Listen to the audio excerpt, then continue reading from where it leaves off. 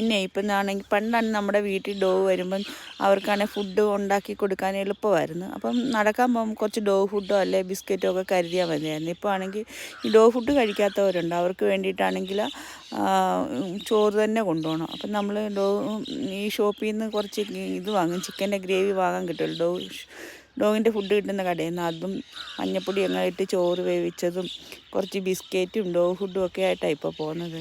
ഇപ്പം കുറേ ചുമന്ന് കൊണ്ടുപോയി കൊടുക്കാൻ.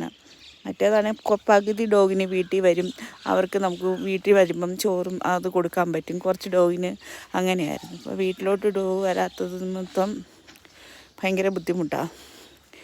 ഡോഗ് ഫുഡ് കഴിക്കാത്തവരേ ഉണ്ട്, എത്ര വിശന്നാലും കഴിക്കില്ല. അങ്ങനെ ഇപ്പം ഇങ്ങനെയാണ് കൊണ്ടുപോയി കൊടുത്താലോ പിന്നെ അവിടെ ആ പ്രശ്നം എന്താണെന്ന് വെച്ചാൽ ഇതുങ്ങൾ തമ്മിൽ അങ്ങോട്ടും ഇങ്ങോട്ടും അടിയാണ്. നമ്മൾ വടിയും കൊണ്ട് നിന്നാലും നമുക്ക് അടിക്കാൻ തോന്നുന്നില്ല. വടിയും കൊണ്ട് നിന്നിട്ടൊന്നും പ്രയോജനമില്ല. ഒരാൾ അങ്ങോട്ട് ഓടിക്കും, ഒരാളെ തീറ്റിക്കത്തില്ല, അവർ തമ്മിൽ പ്രശ്നമാണ്. ചിലവർക്ക് കിട്ടാതെ വരും. അതിനായി ബിസ്ക്കറ്റ് കരുതുന്നത് കയ്യില്ല. കാരണം കിട്ടാതെ വരുന്നവർക്ക് 2 ബിസ്ക്കറ്റെങ്കിലും ഇട്ടേക്കും. കഴിക്കാതെ പോകുന്നത് വിഷമമാണ്. കണ്ടോ, ഇവള് ഭയങ്കര മൂപ്പാണ്.